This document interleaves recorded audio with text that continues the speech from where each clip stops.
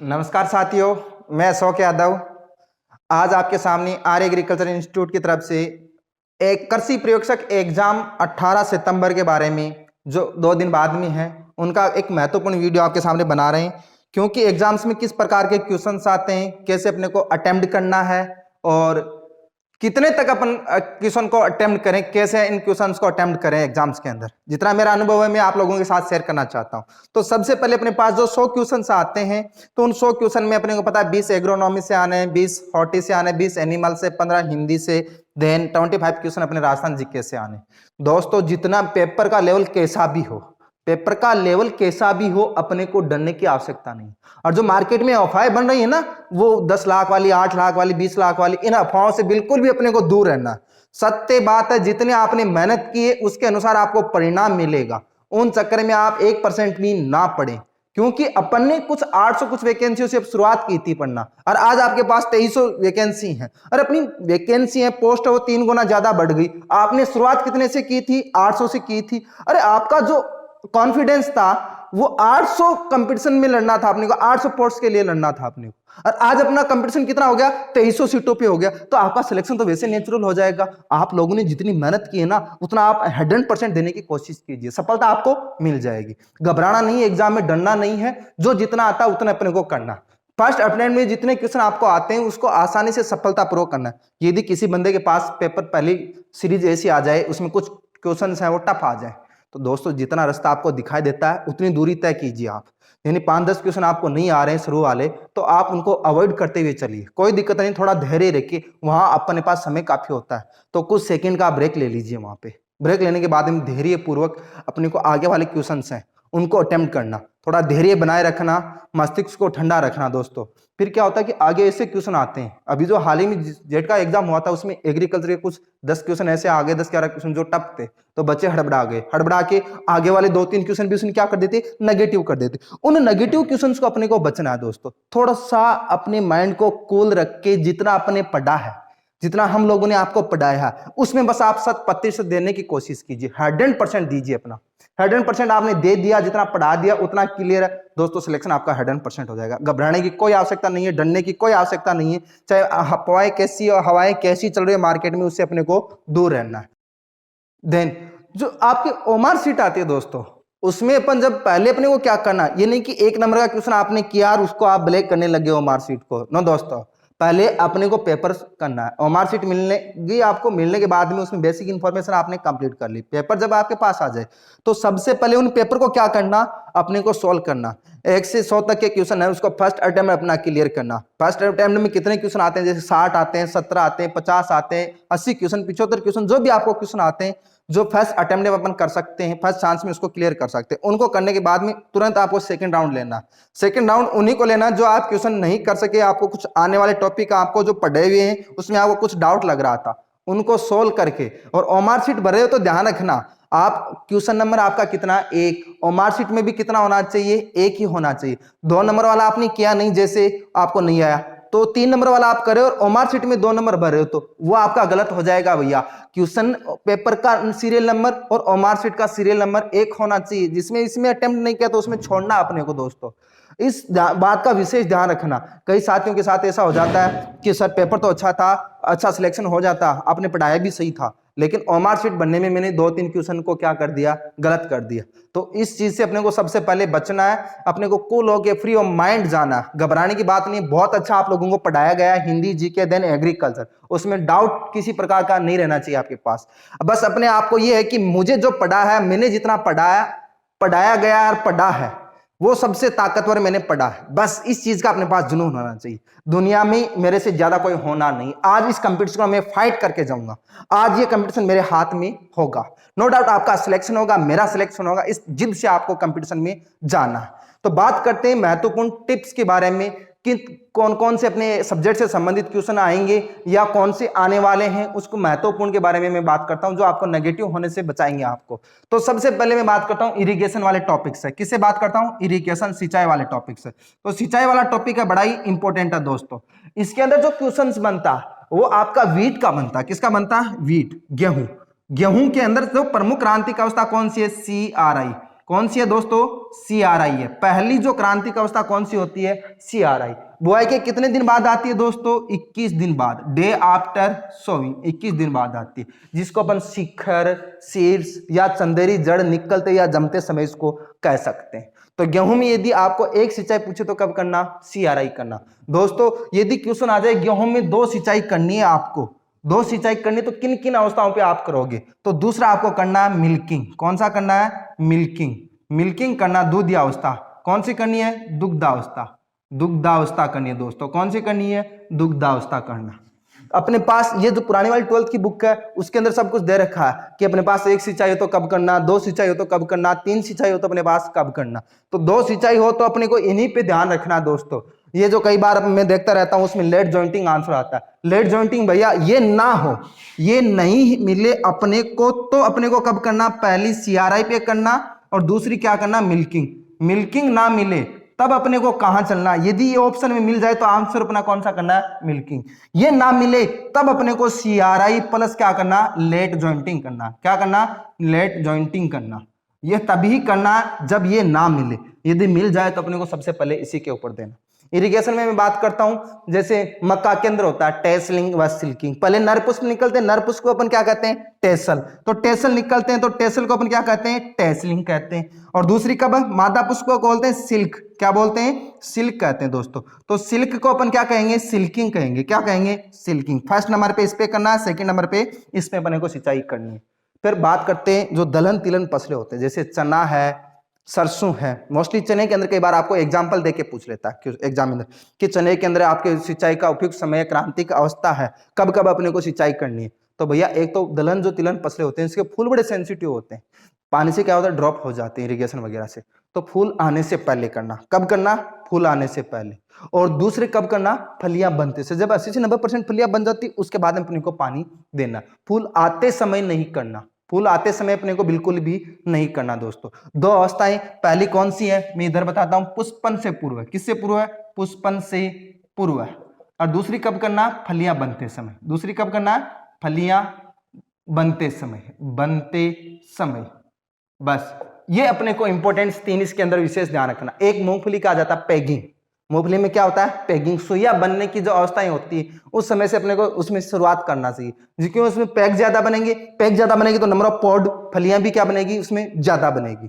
तो ये विशेष ध्यान रखना। बहुत से लोगों में कंफ्यूज है, तो अपने पास एक अवस्था पूछी तो CRI नो डाउट 21 दिन बाद में आती है। देन 2 इरिगेशन अपने पास उपलब्ध हो वीट में, तो पहला CRI, दूसरा मिल्किंग ही करना। क्या करना? मिल्किंग ही करना। क्लियर? देन यदि मिल्किंग ना मिले तो लेट जॉइंटिंग पे चले जाना। किस पे चले जाना? लेट जॉइंटिंग पे चले जाना। बहुत ही अच्छा इंपॉर्टेंट क्वेश्चन है यहाँ पे। फिर मैंने यहाँ पे ये भी बताया था कि किस किस फसल को कितनी कितनी जलमांग की आवश्यकता होती है। तो जलमांग वाला जो टॉपिक है भैया वो बड़ा ही इंपॉर्टेंट है, थोड़ा सा अच्छा बन जाता है। जलमांग किसकी बात? जलमांग की बात करें तो जलमांग, गेहूं की जलमांग तो सबको पता है 450 से गुरुजी 650 होती है। MM में बात करते हैं। सर्वाधिक बात होती है धान की, तो धान में कितनी होती है सर? 900 से 2500 होती है। कितनी होती है? 900 से 2500 MM होती है। देन बात करते हैं गन्ना, तो गन्ने की जो जलमांग होती है 1500 से 2500 MM होती है। 1500 से 2500 MM होती है। तो ये इंपॉर्टेंट है। अब इसके अलावा गुरुजी जो मैंने आपको बताया ध्यान रखना, सर्वाधिक जलमांग होती है, सिंपल तरीके से आ जाए तो गन्ना। गन्ना ऑप्शन में नहीं हो तो धान में चले जाना। अब बात करते हैं इसके अलावा, यदि समय अवधि का जिक्र दे दे, थोड़ा टाइम का जिक्र दे दे, तो ध्यान रखना धान की सर्वाधिक होती है। किसकी होती है? धान की होती है। अब कई बार क्या होता है गुरुजी, आपने तो बाजरे वगैरह की, ज्वार वगैरह की ये लिखा ही नहीं, हमने तो चना वगैरह की इनकी पूछ ली। तो भैया सर्वाधिक जलमांग होती है वो ग्रेमिनी कुल की होती है। किसकी होती है? ग्रेमिनी कुल की होती है। ग्रेमिनी कुल की सर्वाधिक होती है, ध्यान रखना। और लेग्यूमिनेसी की इनकी तुलना में क्या होती है? लेग्यूमिनेसी की कम होती है। लेग्यूमिनेसी क्या होती है? कम होती है। ध्यान रखना इसकी क्या होती है? कम। जैसे मूंगफली वगैरह की तो मैंने आपको लिखा रखी है, उसके बाद में जो बच जाती है तो ग्रेमिनी कुल की ज्यादा होती है, इसकी क्या होती है? कम होती है। थोड़ा ध्यान रखना। खरीफ वाली फसलों की क्या होती है? थोड़ा सा कम होती है। रबी वाली फसलों की जलमांग थोड़ा सा ज्यादा होती है। लेकिन रबी वाली फसल में जैसे चना है, सरसों, उसकी जलमांग कम होती है। बाजरा है, और ये जो आपकी मूंग मोट दलहन फसलें आ जाती है उनकी दोस्तों 200 से 300 mm के बीच में होती है। कितनी होती है? 200 से 300, 250 से 300 के बीच में औसत, इसी के 300 से ज्यादा नहीं जलमांग होती है। तो जलमांग में कभी गलत नहीं होना चाहिए। थोड़ा समय अवधि का ध्यान रखना। समय अवधि का जिक्र कर दे एग्जाम में, एग्जामिनर क्वेश्चन में, तो सर्वाधिक होती है धान की। वैसे सर्वाधिक जल मांग होती है किसकी? गन्ना, क्योंकि गन्ना 12 महीने की क्रॉप होती है, 12 महीने में इतना पानी चाहिए। धान को 4 महीने की फसल 4 महीने में पक्के तैयार हो जाता है, तो 4 महीने के अंदर 900 से 2500 होती है, तो इसलिए सर्वाधिक समय अवधि के अनुसार किसकी होती है? धान की होती है दोस्तों। अब बात करते हैं जो आपकी प्रोटीन से संबंधित, प्रोटीन कई बार आपके क्रॉप्स वगैरह में प्रोटीन के बारे में क्वेश्चन आ जाता है, या ऑयल परसेंटेज के बारे में क्वेश्चन आ जाता है। तो प्रोटीन की मैं बात करूं तो प्रोटीन में आपकी दलहन फसलों की बात होती है। किसकी होती है? दलहन की। जैसे चना, उसमें प्रोटीन 18 से 21% होती है। कितनी होती है? 18 से 21। जैसे मूंग है, तो मूंग के अंदर मैं आपको 25% बता रहा हूं। आपकी नई वाली 12th की बुक में कितना दे रखा है? 23। पुराने वाली में 25 है। देन बात करता हूं चंवला, तो चंवला की 18 से 23% होती है, 23.5% के आसपास होती है। देन बात करते हैं उड़द, उड़द और आपका जो सॉरी चंवला की है वो 24% होती है। कितनी होती है? 24% होती है। उड़द की भी कितनी होती है? 24%, इसमें प्रोटीन पाई जाती है। देन आपका मोट होता है, मोट में थोड़ा सा प्रोटीन परसेंटेज कम होता है, 18 से 23.5% के आसपास होता है। इसके अलावा सोयाबीन, किसकी बात करते हैं? सोयाबीन। तो सोयाबीन में प्रोटीन परसेंट होता है 40 से 44%। कितना होता है? 40 से 44%। सुप्रसिद्ध है किसका? सोयाबीन का। किसका पूछा जाएगा? सोयाबीन। सोयाबीन का नाम मिले अपने को तो सोयाबीन में तेल भी पूछ सकता है। क्या पूछ सकता है? तेल। तेल या वसा की जो मात्रा होती है दोस्तों, इसमें 20% होती है। कितनी होती है? 20% होती है। अब इसके अलावा ग्रेमिनी कुल में आ जाओ। किस में आ जाओ? ग्रेमिनी कुल। ग्रेमिनी कुल के अंदर जो आपको प्रोटीन परसेंटेज पूछता है वो धान की पूछेगा दोस्तों। किसकी पूछेगा? धान में। धान में जो प्रोटीन होती है 6 से 7% होती है। और धान के अंदर वसा भी पूछ सकता है। क्या पूछ सकता है आपको? वसा। तो वसा जो होती है वो कितनी होती है? 2 से 2.5% होती है। कितनी होती है? 2 से 2.5% वसा होती है, 6 से 7% प्रोटीन होती है। बाकी जो आपकी जैसे गेहूं है, देन आपका बाजरा है, देन मक्का है, इसमें जो प्रोटीन का मामला 10 से 11% होता है। कितना होता है? 10 से 11% होता है। लेकिन वसा की जब बात करते हैं, तेल की बात करते हैं, तो मक्का में 4% वसा होती है। बाजरे के अंदर कितनी होती है दोस्तों? 5%। गेहूं के अंदर 1.8 या 1.9 के आसपास, यानी 2% से कम इसमें क्या होती है? वसा होती है। थोड़ा सा ध्यान रखना, यहाँ पे चारों क्वेश्चन ऑप्शन में आ गए। अगर क्वेश्चन पूछे एग्जामिनर निम्न में से किसके अंदर सबसे कम वसा पाई जाती है, सबसे कम वसा किसके अंतर्गत पाई जाती है, या सबसे कम प्रोटीन किसमें पाई जाती है, तो सबसे कम प्रोटीन किसमें होती है? प्रोटीन की तो बात करें जैसे गेहूं, धान, ज्वार, बाजरा, ये आपका आ गया। गेहूं, धान, गेहूं, देन बाजरा, मक्का, यदि ऑप्शन में आते हैं तो सबसे कम जो प्रोटीन पाई जाती है तो वो किसमें पाई जाती है? प्रोटीन की बात आए तो धान के अंदर, और वसा की बात आए तो इन चारों के अंदर सबसे कम किसमें होती है? गेहूं के अंतर्गत होती है। थोड़ा सा ध्यान रखना इसमें। और इंडिविजुअल भी पूछ सकता है, बाजरे के अंदर वसा कितने परसेंट होती है? 5%। मक्का में वसा या तेल की मात्रा होती है वो भी 4% होती है। और धान के अंदर वसा की मात्रा होती है 2 से 2.5% होती है। कितनी होती है? 2 से 2.5%। बड़ा ही अच्छा क्वेश्चन है दोस्तों, यहाँ से इनको थोड़ा ध्यान रखना, और सोयाबीन वाला आपको विशेष ध्यान रखना। और इस बार ग्रेमिनी कुल में पूछने की उम्मीद ज्यादा मुझे लग रही है। नेक्स्ट अपन में बात करता हूं इसके अलावा जो आपके कुछ सीड डेट से संबंधित आते हैं या बीज से संबंधित जो क्वेश्चंस हैं, बीज वाले को थोड़ा सा भी ध्यान रखना। बीज दर तो विशेष तौर पे अपन मूंग मोठ वगैरह में इसमें कंफ्यूज हो जाते हैं, मूंग मोठ वगैरह में हो जाते हैं। तो इस बार जो जेट के अंदर आया था, सबसे पहले इसको मैं बता देता हूँ, FIRB। ये जो विधि है वो गेहूं के अंदर काम में लेते हैं। फ्रो इरिगेटेड रेस्ट बैल सिस्टम होता है। डोले में इसकी सोइंग की जाती है। 75 किलोग्राम होती है। इसकी कितनी होती है? 75 किलोग्राम प्रति हेक्टर होती है। देन बात करते हैं सबसे ज्यादा इंपॉर्टेंस है वो आता आपका जैसे सोयाबीन है, तो सोयाबीन का बीज दर है वो 80 किलोग्राम काम में लेते हैं। कितना काम लेते हैं? 80 किलोग्राम काम में लेते हैं। जैसे आपका चना है, उसका भी सीड रेट आपको पूछा जाता है। चने का जो सीड रेट होता है दोस्तों 60 से 80 किलोग्राम है। कितना? 60 से 80 किलोग्राम। देन उसके बाद में मैं बात करूं मटर वगैरह का भी इसमें 80 किलोग्राम आ जाता है। अब इसके बाद इंपॉर्टेंट जो और इसके बाद जो सीड रेट का मामला आता है वो मक्का का पूछा जाता है। किसका पूछा जाता है? मक्का का। मक्का का पूछे, संकर मक्का का पूछे, प्रमाणित मक्का का पूछे तो 20 से 25 किलोग्राम प्रति हेक्टर काम लेते हैं। कितने लेते हैं? 20 से 25। ये किसका है? संकर मक्का का। प्रमाणित मक्का पूछे या संकर मक्का पूछे, और आपको संकुल मक्का पूछ ले, क्या पूछ ले? संकुल मक्का, तब आपके 5 किलोग्राम कम कर देना। 5 किलोग्राम, जैसे गुरुजी इसकी तो 15 हो गए, इसके कितने हो गए? 20। यानी 15 से 20 या 18 से 20, इसमें एक ही ऑप्शन मिलता है अपने, दोनों में से क्या मिलेगा? एक ऑप्शन मिलेगा, वो आपका क्या हो जाएगा? सही हो जाएगा। जैसे चारे वाली फसलें हैं, चारे वाली फसलें जैसे रिजका, रिजका क्या है? रानी है, बरसिम राजा, तो रानी है रिजका, तो रिजका की बीज दर कितनी होगी? 20 से 25 किलोग्राम ही होगी। कितनी होगी? 20 से 25 किलोग्राम।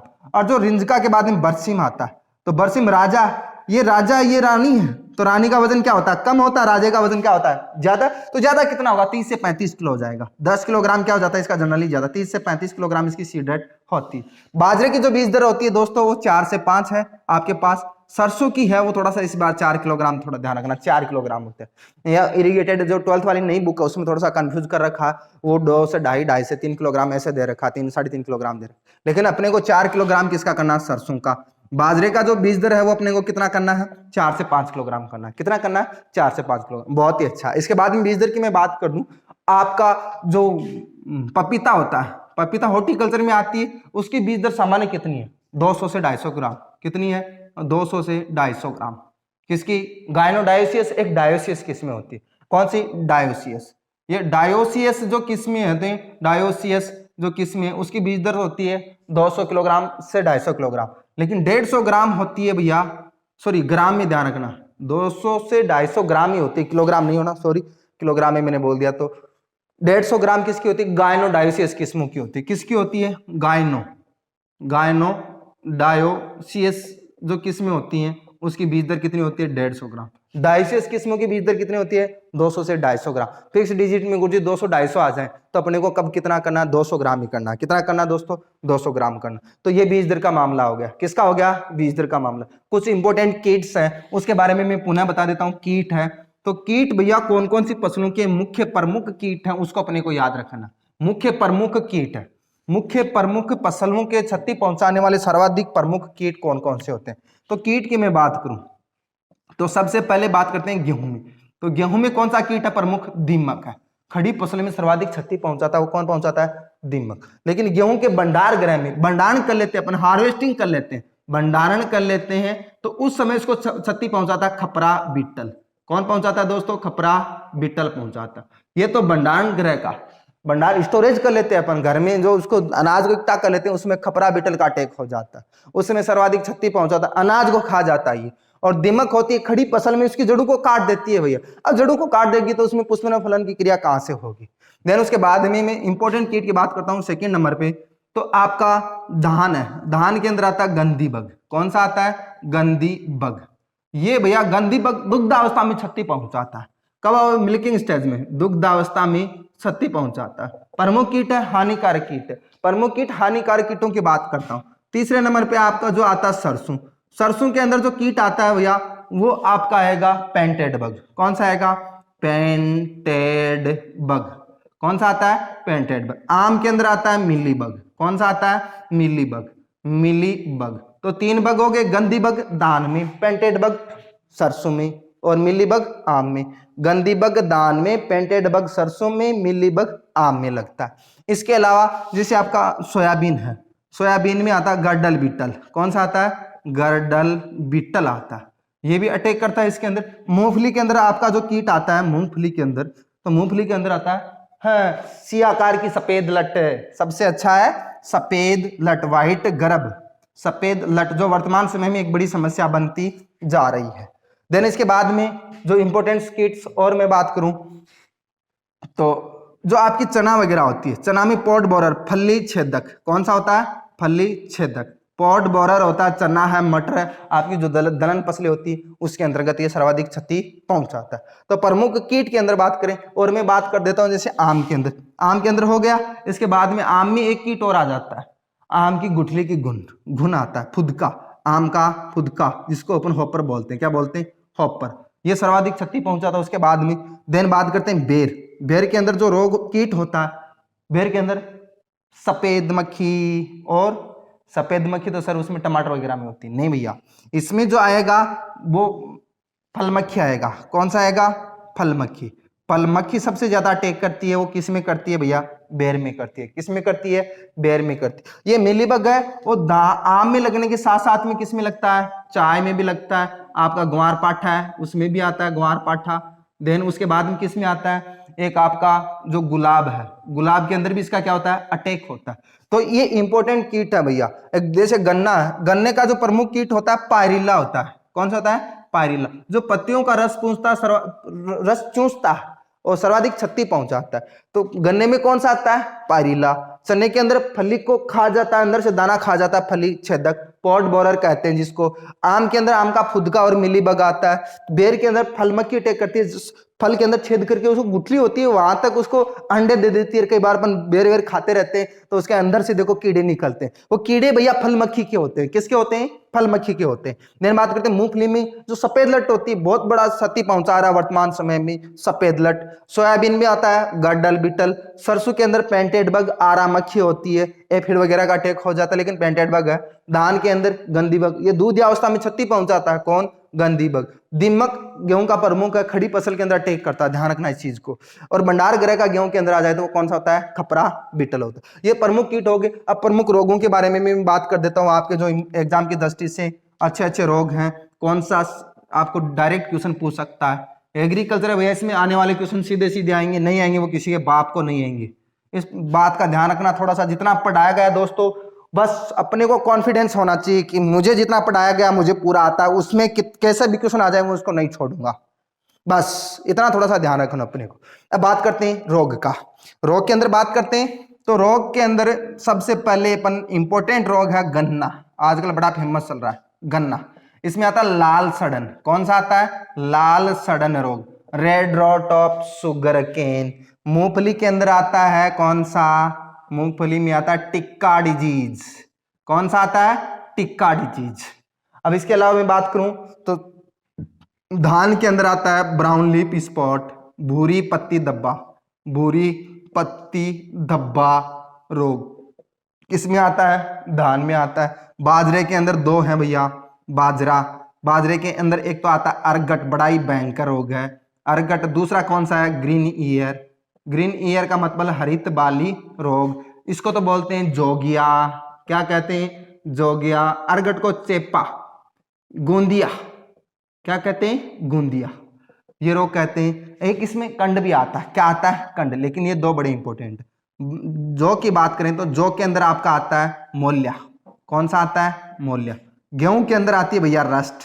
क्या आती है? रस्ट। रस्ट तो सभी के याद है न। इसके अलावा आता है आवर्त कंड। कौन सा आता है? आवर्त कंड। और जौ और गेहूं के अंदर बात करते हैं इसको ल्यूज स्मट बोलते हैं। क्या बोलते हैं? ल्यूज स्मट। और एक आता है अनावर्त कंड। अनावर्त कंड ये तो आपका आता है अनावर्त कंड, जौ के अंदर भी देखने को मिलता है, जौ और गेहूं दोनों। इसको बोलते हैं कवर्ड स्मट। क्या बोलते हैं? Covered smut. क्या बोलते हैं दोस्तों? कवर्ड स्मट बोलते हैं। देन मक्का में व्हाइट बड आएगा। मक्का में क्या आएगा? सफेद कली। कौन सा आएगा? सफेद कली। सफेद कली जो रोग होता है वो जिंक की कमी से। किसकी कमी से? जिंक की कमी से होता है। सरसों का सबको पता है, व्हाइट सफेद सफेद से पाउडर जमा हो जाता है, सफेद रोली। कौन से दोस्तों? सफेद रोली आता है। कौन सा आता है? सफेद। तिल के अंदर फाइलोडी। तिल में कौन सा आता है? फाइलोडी। फाइलोडी। कौन सा आता है? फाइलोडी। तिलहन दलहन फसलों में, दलहन फसलों में एक तो येलोविन मोजेक, पीला सिरा मोजेक, पीला सिरा मोजेक, मोजेक आता है। और एक आता है इसमें विल्ट आता है। कौन सा आता है? विल्ट, जिसको उक्टा कहते हैं। क्या कहते हैं? उक्टा। ये आपके एग्रोनॉमिकल इंपॉर्टेंट रोग्स हैं। तो इनमें मैं बात करूं तो गन्ना है लाल सड़न रेड रॉट, कोलेटोट्रिकम फाल्केटम नामक फंगस से होता है। किससे होता है? कोलेटोट्रिकम फाल्केटम नामक फंगस से होता है। मूंगफली का जो टिक्का डिजीज होता है सर्कोस्पोरा अरेचिडिकोला और सर्कोस्पोरा पर्सोनेटा नामक फंगस से। प्राइमरी स्टेज अरेचिडिकोला, सेकेंडरी से पर्सोनेटा होती है।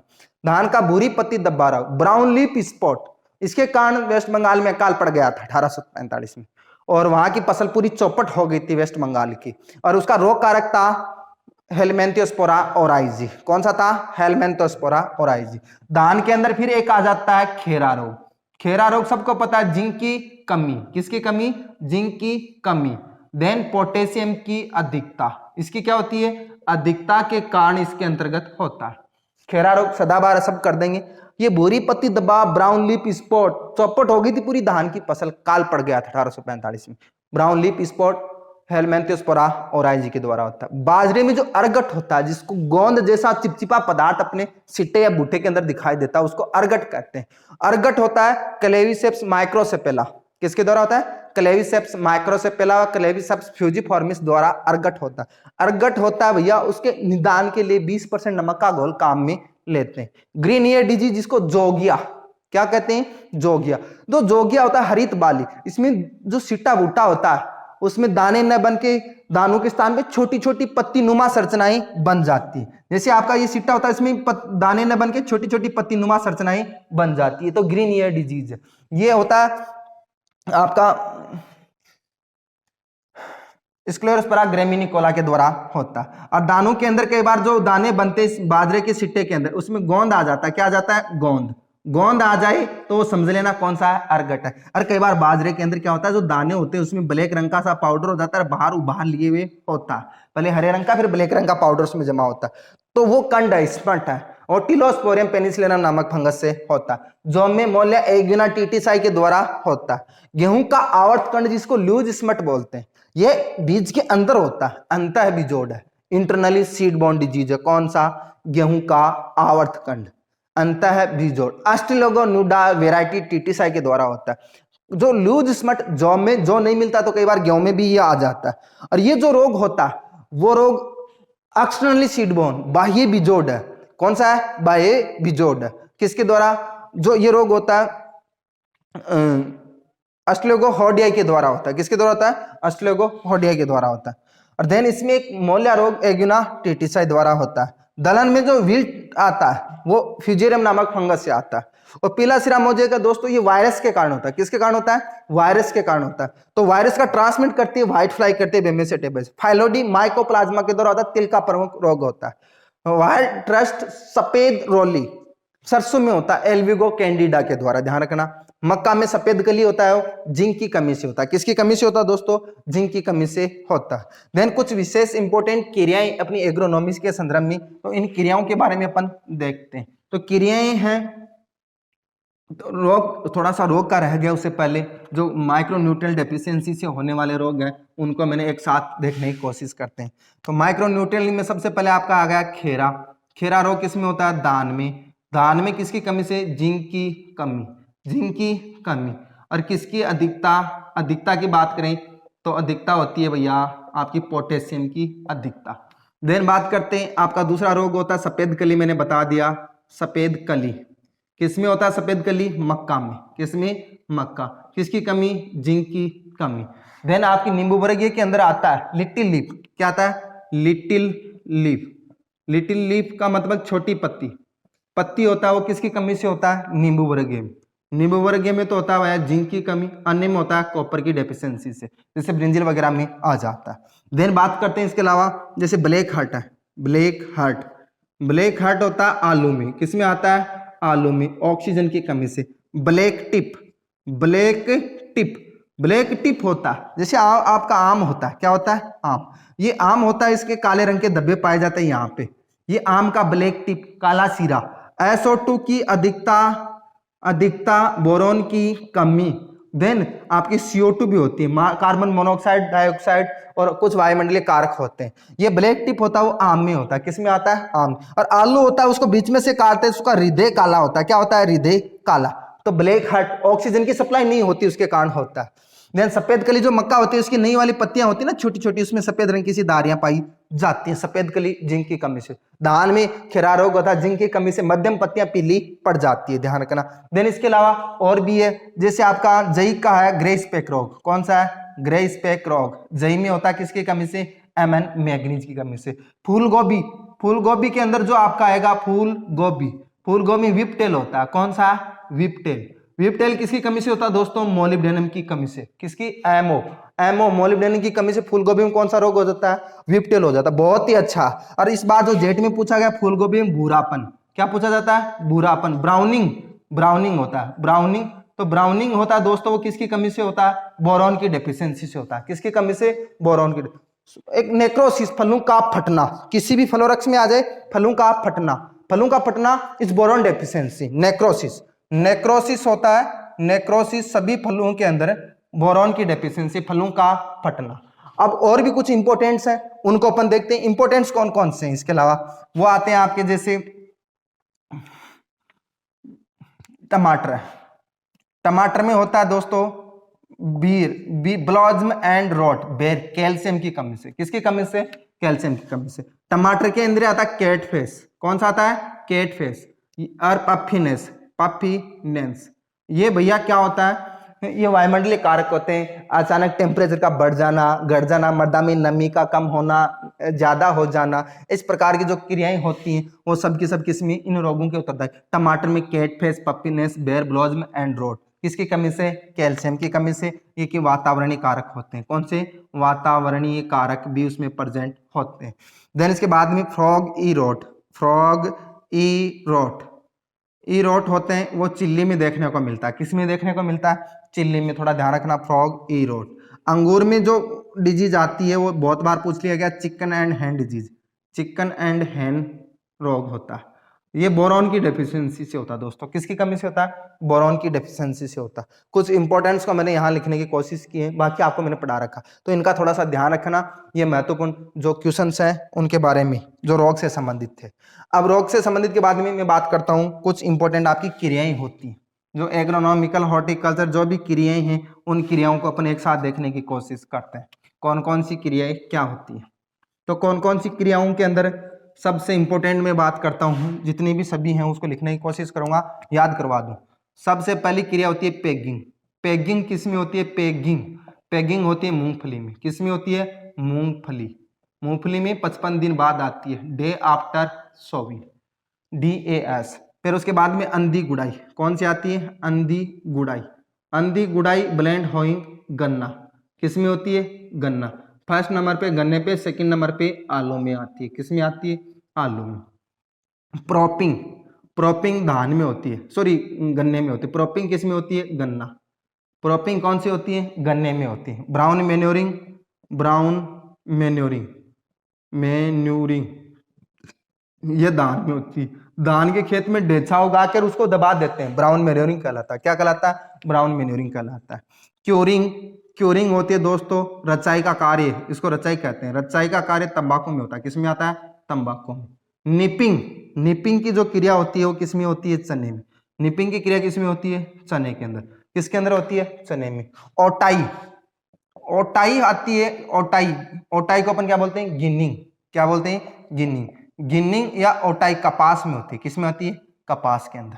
ओटाई जो उसका डोडा होता है उससे वो रुई को, लिंट को अलग करना, ओटाई या गिनिंग। हुलिंग, हुलिंग होती है धान में। हुलिंग किस में होती है, धान में। तो धान का छिलका राइस को अलग अलग करते हैं, उसको हुलिंग कहते हैं। क्या कहते हैं, हुलिंग। सेलिंग, सेलिंग होती है वो मूंगफली में होती है, किस में होती है, मूंगफली में। सेलिंग मूंगफली में होती है, किस में होती है, मूंगफली में होती है। ओटाई गिनिंग कपास में होती है, हुलिंग धान में होती है। एक होती है रेटूनिंग, क्या होती है, रेटूनिंग। रेटूनिंग की क्रिया गन्ने में होती है भैया, किस में होती है, गन्ना। किस में होती है, गन्ना। रेटूनिंग क्या, जैसे अपनी जो फसल होती है गन्ने की, उसको ले ली अपन ने, इस बार सोविंग की, अड़साली गन्ना या बरसातकालीन शरदकालीन, उसकी फिर क्या 12 महीने बाद में अपन 18 महीने बाद में कटाई कर ली। कटाई करने के बाद में जो इसका जो अवशेष रह जाता है नीचे, जैसे रूट और कुछ स्टेम रह जाता है, उसमें अपन सिंचाई खाद उर्वरक डाल के और फिर उसे नया फसल ले लेते हैं। यानी कि अपन नई कोई बीज अपन नहीं रोपित करते, पुरानी वाली फसल से अपन नई फसल ले लेते हैं बिना किसी बीज के, तो वो क्या कहलाती है, रेटूनिंग क्रॉप कहलाती है। रेटूनिंग गन्ना, गन्ना नहीं मिले तो ब्रिंजिल हॉर्टिकल्चर में आप जाएं तो ब्रिंजिल में भी आती है, लेकिन मुख्य रूप से रेटूनिंग गन्ने के अंदर होती है। Ratooning of sugarcane, sugarcane के अंदर पाई जाती है। तो आपकी ये कुछ क्रियाएं हैं। तो एक होता है आपका क्रियाओं के अंदर जो धूप वगैरह से बचाते हैं उसको ब्लांचिंग बोलते हैं, क्या बोलते हैं, ब्लांचिंग। तो ब्लांचिंग की जो क्रिया होती है फूल गोभी में होती है, किसमें, फूल गोभी में जो क्रिया होती है ब्लांचिंग की क्रिया। सूर्य के धूप से उसके फूल को बचाने के लिए अपन कौन सी क्रिया करते हैं, ब्लांचिंग की क्रिया करते हैं। देन इसके बाद में आपके एक आती है बॉल्टिंग, कौन सी आती है, बॉल्टिंग। बॉल्टिंग की जो क्रिया है दोस्तों वो आती है प्याज में, किस में आती है, प्याज में। बॉल्टिंग अनियमित पुष्पन की जो क्रिया होती है, कई बार क्या होता है प्याज की अपन बुआई करते हैं, उसमें एक सीधा सा लंबा सा तना निकल के उसमें पुष्प आता है, नड्डा, क्या बोलते हैं, नड्डा। तो वो बॉल्टिंग है, किस में होता है, प्याज में। क्यूरिंग वाला मामला था तंबाकू, तंबाकू के बाद में प्याज वगैरह को काट के एक जगह एकत्रित कर देते हैं ना, प्याज लहसुन को, तो उसको रंग चढ़ाने की क्रिया को क्या कहते हैं, क्यूरिंग कहते हैं दोस्तों, क्या कहते हैं, क्यूरिंग कहते हैं। तो इसका थोड़ा सा ध्यान रखना। ये मुख्य क्रियाएं थी, गिनिंग ओटाई कपास में होती है, हुलिंग धान में होती है, सेलिंग मूंगफली में होती है, रेटूनिंग धान गन्ने में होती है, ब्लांचिंग फूल गोभी में, बोल्टिंग प्याज में, निपिंग चने में, क्यूरिंग रचाई जिसको कहते हैं तंबाकू में, तंबाकू नहीं है तो प्याज, प्याज व लहसुन में भी होती है। ब्राउन मैन्योरिंग धान वगैरह में करते हैं। प्रॉपिंग किस में होती है? धान में, गन्ने में होती है प्रॉपिंग। तो तेज धूप वर्षा से कीट पतंगों से बचाने के लिए उसका जो तने होते हैं ना गन्ने के, उसको 15-20 को 30-40 को एक साथ में बांध देते हैं तो बाहरी नष्ट होते हैं, अंदर वाले बच जाते हैं। प्रॉपिंग अंधी गुड़ाई है वो किस में होती है? आलू में। और फर्स्ट नंबर पे गन्ना और सेकंड नंबर पे आलू। पैगिंग किस में संबंधित होती है? मूंगफली से संबंधित होती है। पैगिंग किससे संबंधित होती है? मूंगफली से संबंधित होती है दोस्तों। अब बात करते हैं कुछ इंपॉर्टेंट किस्मों के बारे में बात करते हैं। इंपॉर्टेंट किस्में जो आपको सदाबहार किस्में हैं आती हैं, जो पढ़ाई हुई है अपने एग्जाम की दृष्टि से किताबों में है, किताबों से बाहर आएगी तो दोस्तों देखो सभी की बिना पढ़ी हुई होगी। जो पढ़ी हुई है उसके अंदर मैं बात करूं तो सबसे इंपॉर्टेंट है माही सुगंधा। सुगंधा किसकी है? धान की। माही सुगंधा किसकी है? धान की। माही कंचन, माही धवल, माही कंचन, माही धवल किसकी है? मक्का की। किसकी है? मक्का की। ध्यान रखना दोनों की दोनों। इसमें गंगा 1, गंगा 2, गंगा 101, गंगा 11, ये सफेद मक्का, डक्कन 103 मक्का वाली है। विक्रम ज्योति, नवजोत, सिंधु, ये सब की सब किस में आती है? मक्का वाली में आती है। धान के अंदर पद्मा है, जया है, IR 8 है, TN1 है, ये जो किस्में धान की किस्में, उसका मेरे बारे में आपको काफी पढ़ा भी रखा है। देन बात करते हैं इसके अलावा गेहूं में सुजाता है, SD 2009 है। इसके अलावा आपकी कल्याण सोना, विशेष ध्यान रखना, लोकवन, और आपकी जो 1966-67 की हरित क्रांति थी उसमें लरमा, राजो व सोनारा 64 किस्मों का आगमन हुआ था, वो भी मैंने आपको बता रखा है, तो वहां अपने को ध्यान रखना। बरखा, बरखा किसकी है? बरखा, बरखा उड़द की है। किसकी है? उड़द। बरखा उड़द की है। और ये जो सभी की सभी किस्में हो ARS बांसवाड़ा से निकाली गई। किसे?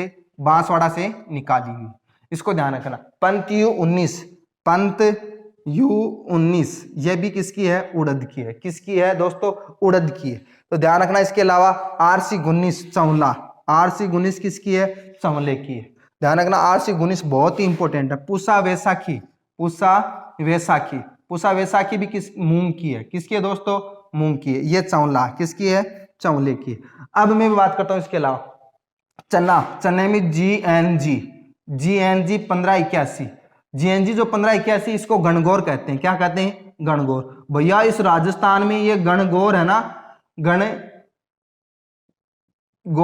जो बड़ी फेमस है, बड़ी फेमस चल रही है गणगौर, बहुत अच्छा प्रोडक्शन दे रही है राजस्थान की कंडीशन में। GNG 1581 को क्या कहते हैं? गणगौर कहते हैं। देन इसके बाद में और इंपॉर्टेंस की मैं बात करूं, जैसे बाजरा की है WCC 75, WCC 75 बाजरे की। HHB 60 है, 67 है, HHB 60 और 67 किसकी है? बाजरे की। राज 171, राज लग के गेहूं की आती है, लेकिन राज 171 किसकी है? बाजरे की। पूसा मोती है, पूसा मोती, माल बिंद्रो, और ये जो किस्में हैं वो किसकी है? बाजरे की है। ज्वार के अंदर SPV CSS लग के आती है, ज्वार वाला तो कोई विशेष नहीं है। चरी के लिए MP चरी, राजस्थान चरी 1-2 आती है। मक्का के अंदर मैंने बताई थी आपको माही कंचन, माही धवल, डक्कन 103 है, गंगा 11 है, गंगा 1 है आपकी। ये तो सफेद किस्में वाली डक्कन 103 और गंगा 11, और गंगा शब्द लग के आ जाए वो सफेद दाने वाली किस्में होती हैं। बाकी जो विक्रम है, नवजोत है, सिंधु है, ये सब की सब शंकर किस्में होती हैं, वो संकुल किस्में होती हैं। देन इसके अलावा आपकी बात करूं मैं चंवला में, चंवला आपका RC19 पूसा फाल्गुनी चंवले की होती है। देन नेक्स्ट इसके बाद में मैं बात करूं जड़िया ज्वाला, जड़िया ज्वाला, जड़िया ज्वाला किसकी किस्म है? दोनों की दोनों मोट की है। किसकी है? मोट की। और RMO 40, RMO 40 बड़ी अच्छी है। RMO 40, RMO लग के आ जाए 225 425 इस प्रकार के वो RMO मोट की होती है। किसकी होती है? मोट की होती है।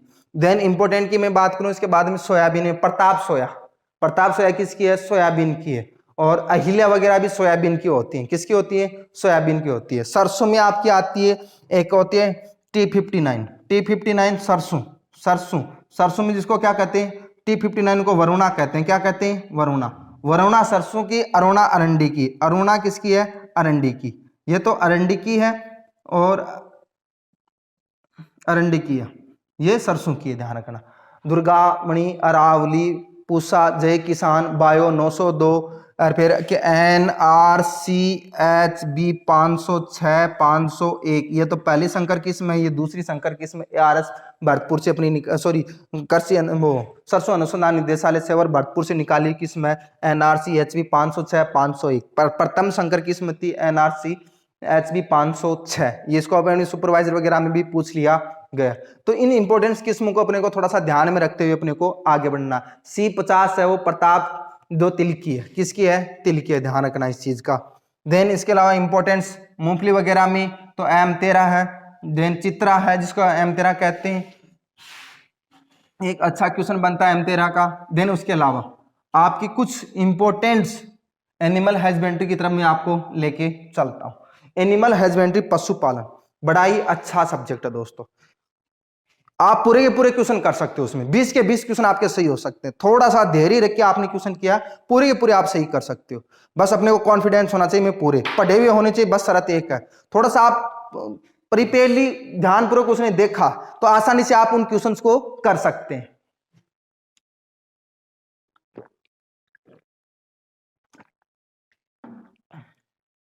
एनिमल हस्बेंड्री में किस प्रकार के क्वेश्चन आते हैं? एनिमल हस्बेंड्री में सबसे पहले मैं बात करता हूं, आपकी बैक से लेता हूं।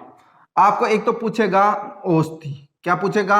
औषधियों में से औषधियां। एक क्वेश्चन आएगा पशु एनिमल का, औषधि होते हैं जैसे आपके पेनिसिलिन है, स्ट्रेप्टोमाइसिन है, वो क्या करती हैं? जीवाणु या सॉरी एंटीबायोटिक, क्या है? एंटीबायोटिक।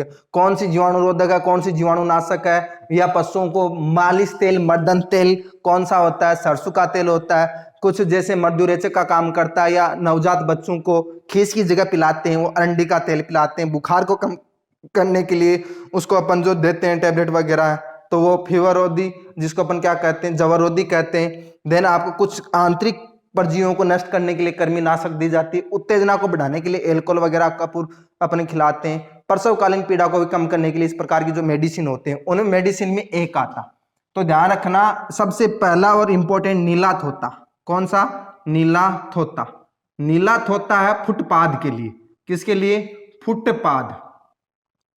फुटपाद जो करवाते हैं FMD में, किसमें? FMD।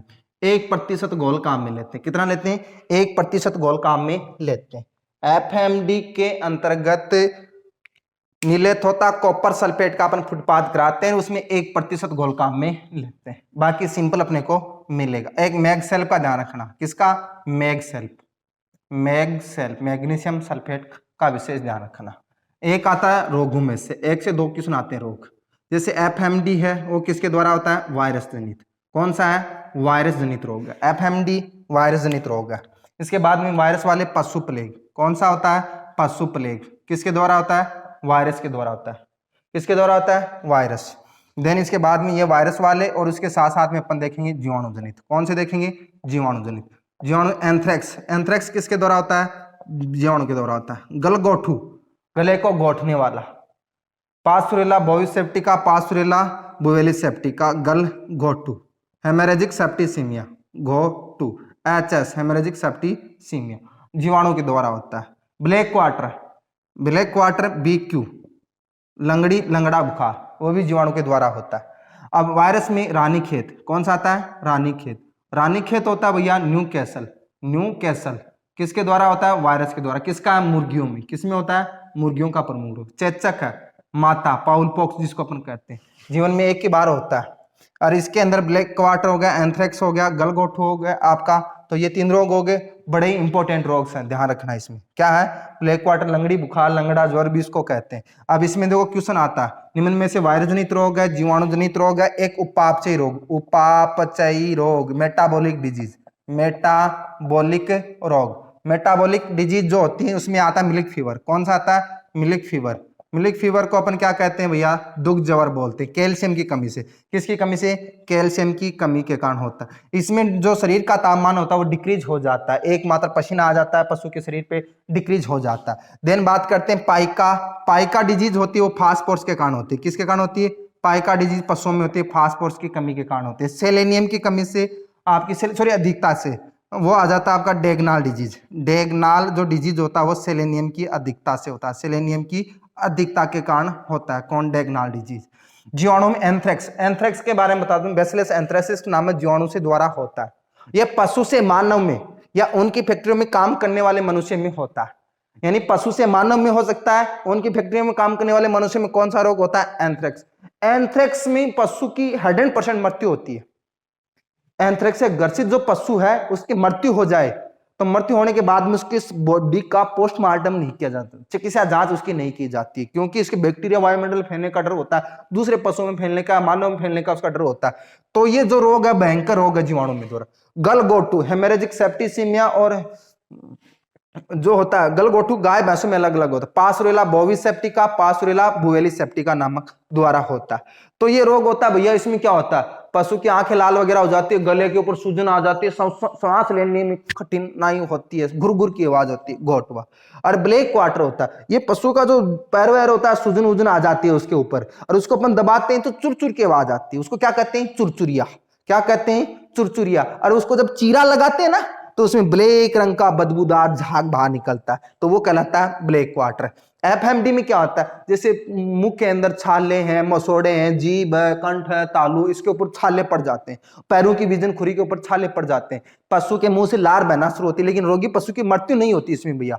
इसमें वो आपका वायरस के द्वारा होता है। पशु प्लेग, ये 1 अक्टूबर 1954 को पशु प्लेग उन्मूलन योजना भी चलाई गई थी, छनन्ने योग्य वायरस के द्वारा होता है। रानीखेत है, न्यू कैसल, मुर्गियों का प्रमुख रोग है भैया।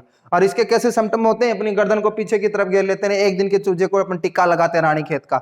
चेचक जीवन में एक ही बार होता है। चेचक क्या होता है? जीवन में एक ही बार होता है। अब फिर आता है मिल्क फीवर, ध्यान रखना। दुग्ध ज्वर, कौन सा होता है? दुग्ध ज्वर। दुग्ध ज्वर कैल्शियम की कमी से और आपका इसमें पशु के शरीर का तापमान क्या होता है? कम हो जाता है। और सभी रोगों में टेम्परेचर क्या होता है? इंक्रीज होता है। और मिल्क फीवर में क्या होता है? एकमात्र रोग के अंदर डिक्रीज होता है। क्या होता है? डिक्रीज। एक पशु का होता है मेस्टाइटिस, थन की सूजन या अयन, वो रोग सबसे हानिकारक रोग होता है। जैसे पशु का थन होता है उसमें बैक्टीरियल डिजीज है, बैक्टीरियल डिजीज है। कौन सी? थनेला। कौन सी है? थनेला रोग, जिसको अपन मेस्टाइटिस बोलते हैं। क्या बोलते हैं? मेस्टाइटिस, मेस्टाइटिस कहते हैं। तो ये जो रोग होता है उसमें क्या होता है भैया? जैसे दूध वगैरह दोहन कर लेते हैं पशु का, तो उसमें जो बैक्टीरिया वगैरह होते हैं जो मिट्टी वगैरह में होते हैं, पशु थक जाता, थोड़ा बैठने की कोशिश करता है, बैठते ही उसके थन के अंदर चला जाता है और थन को क्या कर दे? सदा सदा के लिए खराब कर देता है, एक थन को हमेशा सूख जाता है। तो आर्थिक दृष्टि से जो हानिकारक रोग है वो थनेला थन की सूजन भी, जिसको अपन कहते हैं मेस्टाइटिस कहते हैं। तो ये रोगों के अंदर है भैया, थोड़ा ध्यान रखना। एक फड़किया आता है। क्या आता है? फड़किया। तो फड़किया है वो भेड़ बकरियों में बिना किसी लक्षण के मरना शुरू हो जाती है। फड़कियां कोई सिम्टम्स प्रकट नहीं करती है और पटापट भेड़ बकरी मरना शुरू हो जाती है, झुंड का झुंड खाली हो जाता है, उनका फ्लॉक खाली हो जाता है। तो उसको क्या कहते हैं? फड़किया। भेड़ बकरियों का रोग है। किसका रोग है भैया? भेड़ और बकरी का रोग है। किसका है? भेड़ बकरियों का रोग है। देन इसके बाद में बात करते हैं दूध से संबंधित। किससे संबंधित करते हैं? दूध। तो दूध के भाई अच्छा रोल है। क्या है? दूध में भी क्वेश्चन आते हैं भैया, 2 से 3 क्वेश्चन आपके हो गए, यहाँ 2 क्वेश्चन पक्के मिलेंगे जो मैंने बता दिए इन्हीं में से। तो 2 क्वेश्चन हो गए, यहाँ से कम 3 क्वेश्चन अपने प्रोबेबिलिटी बनती है। तो नेक्स्ट अपना क्वेश्चन दूध से संबंधित है। तो दूध है, तो दूध में अपने को देखो किन किन बातों का ध्यान रखना। दूध में वसा का थोड़ा सा ध्यान रखना। वसा देखो, वसा, सर्वाधिक वसा किसकी बात करते हैं? सर्वाधिक वसा। सर्वाधिक वसा होती है भेड़ में। किस में होती है? भेड़ के दूध में, औसत 7.9%। सेकंड नंबर पे आती है भैंस, भैंस के अंदर 7.3%। निम्न में से सर्वाधिक वसा किसके दूध में होती है? भेड़ के दूध में। भेड़ ऑप्शन में नहीं हो तो भैंस। क्या करना? भैंस। भैंस में भी सर्वाधिक वसा की जो मात्रा होती है बदावरी में होती है। किसमें होती है? बदावरी, भैंस के दूध में होती है। औसत 13 से 14% पाई जाती है। कितनी? 12 से 14 या 13% औसत इसमें पाई जाती है बदावरी भैंस के दूध में वसा की मात्रा। तो वसा से संबंधित भी मैं बात करता हूं। और तो वसा है इंपॉर्टेंट, यहां से क्वेश्चन मिलेगा वसा। फिर दूसरा क्वेश्चन आता है टोंड मिल्क में। किसमें? टोंड जो मिल्क होता है उसके अंदर वसा की मात्रा होती है भैया। टोंड मिल्क में 3% होती है। कितनी होती है? 3% होती है। देन इसके अलावा मैं बात कर रहा हूं टेबल क्रीम। टेबल क्रीम में वसा की मात्रा, टेबल क्रीम जिसको पतली क्रीम बोलते हैं, उसमें 25% होती है। कितनी होती है? 25% होती है। दूसरी आपकी कौन सी आती है? मध्यम क्रीम, व्हिपिंग क्रीम बोलते हैं उसको। क्या बोलते हैं? Whipping cream. व्हिपिंग क्रीम में होती है 25 से 45% होती है। कितनी होती है? 25 से 45। प्लास्टिक क्रीम, प्लास्टिक क्रीम में जो वसा की मात्रा होती है दोस्तों वो 45 से 60% होती है। कितनी होती है? 45 से 60% होती है। तो वसा से ध्यान रखना, टोंड मिल्क में 3% सर्वाधिक वसा। भेड़ के दूध में, भेड़ के दूध में वसा कितनी होती है? 7.3% होती है। सॉरी, भेड़ के दूध में 7.3 होती है, भैंस के दूध में 7. भेड़ सर्वाधिक वसा पाई जाती है, भेड़, बहुत अच्छा क्वेश्चन बन रहा है लगातार। सर्वाधिक वसा किसके दूध में होती है? भेड़ के दूध में होती है। कितनी होती है दोस्तों? 7.9% होती है। भैंस के दूध में, बफेलो के दूध में 7.3% होती है। कितनी होती है? 7.3। और भैंस में सर्वाधिक बदावरी भैंस के दूध में होती है। कितनी होती है दोस्तों? 13% होती है। कितनी होती है? 13%। ये बहुत ही अच्छा क्वेश्चन बन रहा लगातार। दूसरा बात करते हैं, टोंड मिल्क में वसा की मात्रा 3% होती है। टेबल करी में वसा की मात्रा 25% होती है। कितनी होती है? 25% होती है। और देन घी के अंदर वसा की मात्रा शुद्ध रूप से 99% होती है। कितनी होती है? 99% जो मात्रा होती है। देन इसके अलावा बात करते हैं दूध के अंदर क्या पाया जाता है? दूध में प्रोटीन होती है। क्या होती है? प्रोटीन। क्या होती है? प्रोटीन। वसा का मैं जिक्र कर देता हूं। दूध का जो मूल्य होता है वो किसके ऊपर निर्भर करता है? वसा के ऊपर। और दूध में सर्वाधिक घटने व बढ़ने वाला अवयव है, वो कौन सा है? वसा। घटने बढ़ने वाला अवयव वसा। दूध का मूल्य किसके ऊपर निर्भर करता है? वसा के ऊपर निर्भर करता है। वसा का परीक्षण करते हैं ब्यूटायरोमीटर से करते हैं। किससे करते हैं? कांच की शीशी आती है, ब्यूटायरोमीटर से करते हैं। प्रोटीन का जो निर्धारण होता है वो पाइनसेट व जेल्डोन विधि के द्वारा किया जाता है। प्रोटीन होती है वो पायस के रूम में होती है। किस रूम में होती है? दूध के अंदर पायस के रूम में पाई जाती है। प्रोटीन होती है। और सर्वाधिक प्रोटीन होती है वो केसिन प्रोटीन होती है। कौन सी होती है? केसिन। 80% केसिन पाई जाती है। सर्वाधिक कौन सी प्रोटीन पाई जाती है दोस्तों? केसिन पाई जाती है, जिसके कारण दूध का क्या होता है? सफेद रंग होता है। क्या होता है? सफेद रंग। एक कैरोटीन होती है, कैरोटीन प्रोटीन होती है, इसके कारण दूध का पीला रंग होता है। क्या होता है? पीला रंग होता है।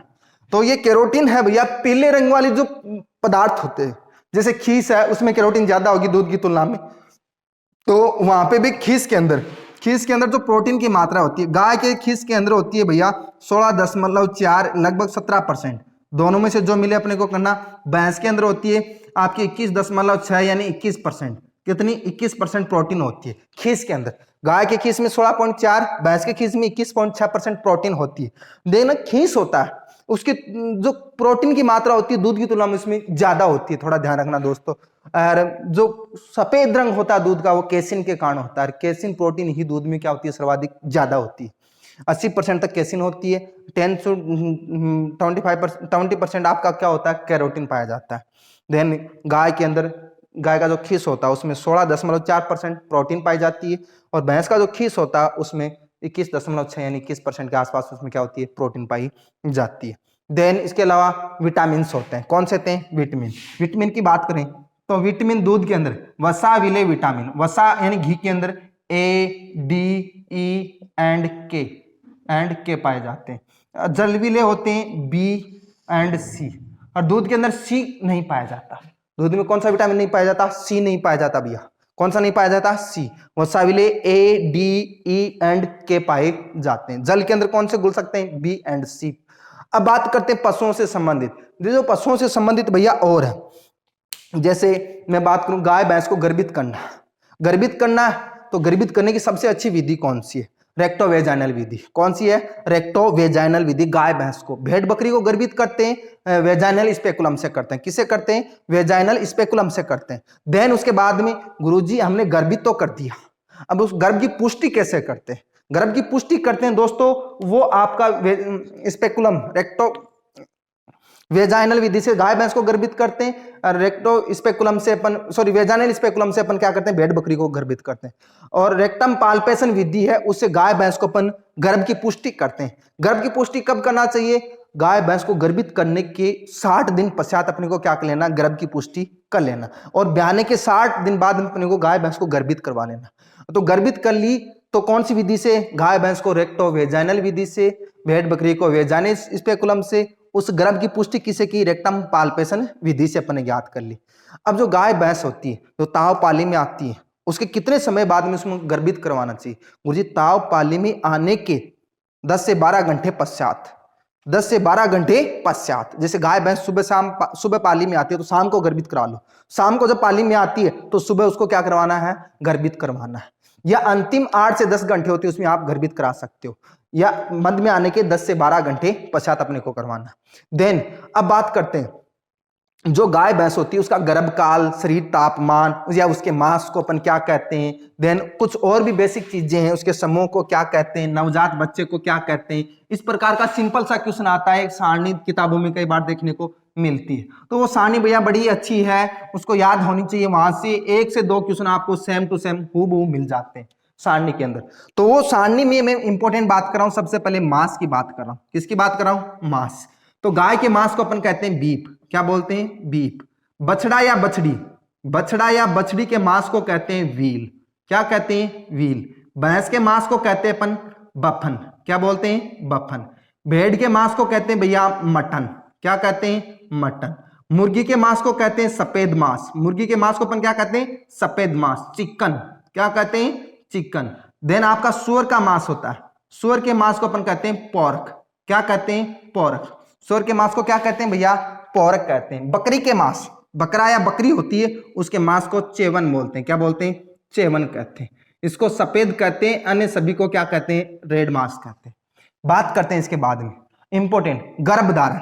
क्या? गर्भकाल जिसको कहते हैं। गर्भकाल कितने दिन का होता है? गाय का होता है 9 माह, 9 माह प्लस माइनस 9 दिन। कितना? 9 माह प्लस माइनस 9 दिन, यानी 9 माह में कितने दिन होते हैं? 9 3 27, और 9 दिन कई बार कम ज्यादा ले लेता है, गाय भैंस होती है। तो भैया पशु हो तो वो फिक्स नहीं है, कोई 9 4-5 दिन पहले भी आ जाता है, 5-4 दिन ज्यादा भी ले लेता है। 281 व 282 में आपको एक ही दिन मिलेगा। ये अपने गाय का होता है। अब बात करते हैं भैंस का जो गर्भकाल होती है। भैंस 10 माह प्लस माइनस 10 दिन से ब्याती है। 10 माह प्लस माइनस 10 दिन। 10 माह में कितने दिन होते हैं? 300 दिन। तो भैंस का 310 या 307 में से आपको एग्जाम में एक ही मिलेगा, दोनों नहीं आएगा। इसके नजदीक वाला ऑप्शन देख लेना। भेड़ बकरी की बात करते हैं तो भेड़ बकरी भैया 5 माह प्लस माइनस 5 दिन से ब्याती है। तो 5 माह में कितने दिन होते हैं? 150 दिन होते हैं। तो 150 में से 1-2 दिन पहले ही ब्याह जाती है। 145 से 148 दिन के अंतर्गत पाए इसका गर्भकाल होता है। बकरी का कितना होता है? 100, वो 5 माह प्लस माइनस 5 दिन होता है। तो ये 150 दिन के आसपास इसका इर्द गिर्द घूमता है बकरी का। मुर्गियां होती है भैया, मुर्गियां कभी भी सबसे पहले अंडे देती है, अंडे से चूजा निकलेगा। अंडे देने की क्रिया को क्या कहते हैं? लेइंग। और लेइंग से क्या निकलेगा? अंडे से चूजा निकलेगा। चूजा निकलेगा तो उसको हैचिंग बोलते हैं। क्या बोलते हैं? हैचिंग। हैचिंग की क्रिया अंडे के कितने दिन बाद आती है? 21 दिन बाद आती है। और ये सुअर है, ये सुअर फिर के बच्चे देती है, फेरोविंग बच्चे देने की क्रिया को कहते हैं। तो ये 114 दिन में ब्याह जाती है, यानी 4 माह प्लस माइनस 4 दिन जनरली। तो 4 माह में 120 दिन होते हैं, 4-5 दिन पहले ब्याह जाती है ये सुअर, और खूब सारे बच्चे लाती है तो उसके पेट में समाते नहीं, तो 5-4 दिन पहले ब्याह जाती है। 114 दिन का गर्भकाल होता है। ऊंटनी का जो गर्भकाल होता है वो 390 दिन का होता है। किसका? ऊंटनी का। ऊंटनी का जो गर्भकाल होता है 390 दिन। 390 दिन 13 माह प्लस माइनस 13 दिन होता है। 13 माह प्लस माइनस 13 दिन होता। तो ये गर्भकाल हो गया, ये मास हो गया भैया। बहुत ही इंपॉर्टेंट क्वेश्चन है। यहां से शरीर तापमान की मैं बात करूं, यहां से शरीर तापमान कई बार पूछता, बहुत ही अच्छा शरीर का टेम्परेचर। तो टेम्परेचर की मैं बात करूं तो गाय का होता है 37.5 डिग्री सेल्सियस। कितना होता है? Sorry 38.5 degree, 37 degree Celsius. कितना होता है? 37 डिग्री। भैंस का होता है वो 38 डिग्री सेल्सियस होता है। कितना होता है? 38 डिग्री सेल्सियस। देन बात करते हैं किसका? यहाँ पे मुर्गी का 41.60 डिग्री सेल्सियस होता है। बहुत ही ज्यादा इसका इंपॉर्टेंट है, ध्यान रखना। सॉरी, गाय का 38.5 होता है दोस्तों, भैंस का होता है 37.5। कितना होता है? 37.5 होता है। अब सुअर का होता है 39.2 डिग्री सेल्सियस। बकरी है उसका 39.1 होता है, और भेड़ का होता है 38.9 डिग्री सेल्सियस टेम्परेचर होता है। तो सर्वाधिक टेम्परेचर पूछा जाएगा वो किसका होगा? 41.7 डिग्री सेल्सियस होता है वो मुर्गी का शरीर का तापमान होता है। सबसे छोटा जीव होता है उसका सबसे ज्यादा टेम्परेचर होता है। सबसे बड़ा ऊंट, सबसे बड़ा पशु कौन सा था? ऊंट। उसका भैया 99 डिग्री औसत फ़ारेनहाइट होता है। सुबह के समय 95 होता है और शाम के समय 101 हो जाता है। औसत कितना होता है? 99। देखो आकार में सबसे बड़ा पशु कौन सा है? ऊंट है, उसका सबसे कम टेम्परेचर होता है। और सबसे छोटा कौन सा पशु है या पक्षी अपने पास आ रहा है? मुर्गी आ रहा है, उसका 41.7 डिग्री सेल्सियस होता है। कितना होता है? 41.7 डिग्री सेल्सियस। अब बात करते हैं इसके नवजात बच्चों वगैरह को या ब्याने की क्रिया वगैरह को, इसके संबंधित में बात करूं तो ब्याने की क्रिया को सभी को देखो, गाय भैंस भेड़ बकरी को इसको अपन जनरली बोलते हैं कावी। क्या बोलते हैं? कावी।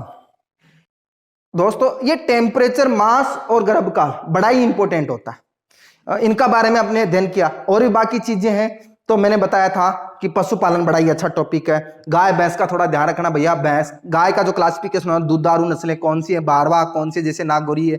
देन बात करते हैं दीप योजनी कौन कौन सी है। तो ये थोड़ा क्लासिफिकेशन का थोड़ा ध्यान रखना उसका अपने को, कौन सी दुधारू, कौन सी बारवा का, कौन सी दीप योजनी है।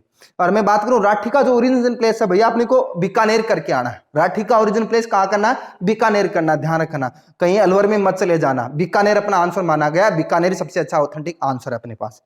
दोस्तों एनिमल्स के अंदर भी अपने काफी चीजें देखी है, ब्रीड्स के बारे में आपको काफी अच्छे से पता है, बताया जा चुका है। देन हॉर्टिकल्चर का थोड़ा सा पॉइंट रह गया, ये चीजें थोड़ा सा आपको आफ्टर, तो अगले वीडियो में मैं बताऊंगा। उससे पहले मैं आपको एग्जाम में अपने को फ्री माइंड जाना है दोस्तों। मैं आप एग्जाम के लिए आपको बहुत बहुत शुभकामनाएं देता हूं। जितनी आपने मेहनत की है बस अपना 100% देने की कोशिश करना, अपना 100% देने की कोशिश करना, सफलता आपको मिल जाएगी। फालतू की जो अफवाहें चल रही है उसमें बिल्कुल ही अपने को ध्यान नहीं देना। और देन एग्जाम में जितने क्वेश्चन आपको आते हैं फर्स्ट टाइम उसको अटेंड करना, सेकंड टाइम अटेंड करना, उसके बाद में अपने को 5 से 10 क्वेश्चन की रिस्क लेनी है। रिस्क उन्हीं क्वेश्चन में लेनी है जो आपको पढ़े हुए क्वेश्चन है या संबंधित है। ऑप्शन के क्वेश्चन बना के देखना, यदि इस प्रकार का क्वेश्चन बनता तो इसका आंसर ये होता, इस प्रकार का बनता तो ये होता। ये 2 बच गए, उसमें से अपने को क्या देना है? थोड़ा तुक्केबाजी करना। तुक्केबाजी वाला मामला 5 से 10 तक चलना, मैं ज्यादा के लिए नहीं करता। थोड़ा सा रिस्क तो जरूर लेना दोस्तों, 5 क्वेश्चन की जरूर लेना। मेरे कहने पे 5 क्वेश्चन की रिस्क जरूर लेना। रिस्क उन्हीं में लेना जो आपके पढ़े हुए टॉपिक्स हैं उसमें से लेना, बिना पढ़े हुए कभी रिस्क मत लेना। और नेक्स्ट वीडियो के अंदर मैं आपको हॉर्टिकल्चर के बारे में बताऊंगा, लेकिन उससे पहले ये कहता हूं जितने क्वेश्चन आते हैं उतने अटेंड करना। पेपर टफ आए घबराना नहीं, इजी आए तो होपलेस मत होना, इजी आ जाए तो होपलेस मत होना कि सर मुझे तो पूरे आ रहे हैं, पता नहीं मेरिट ज्यादा जाएगी। अरे भैया आप होपलेस होके 10-15 क्वेश्चन आपको आ रहे हैं फिर आप होपलेस हो जाओगे, नेगेटिव मत कर देना। थोड़ा सा ब्रेक ले लेना, 5 क्वेश्चन बाद में ब्रेक ले लेना। मस्तिष्क को अपने पास टाइम काफी होता है, थोड़ा सा लंबा गहरा सांस लेके ऑक्सीजन की सप्लाई देके, ऑक्सीजन की सप्लाई दोगे तो आपका मस्तिष्क क्या हो जाएगा? थोड़ा सा कूल हो जाएगा, कार्य करना, अच्छा कार्य करना शुरू कर देता है।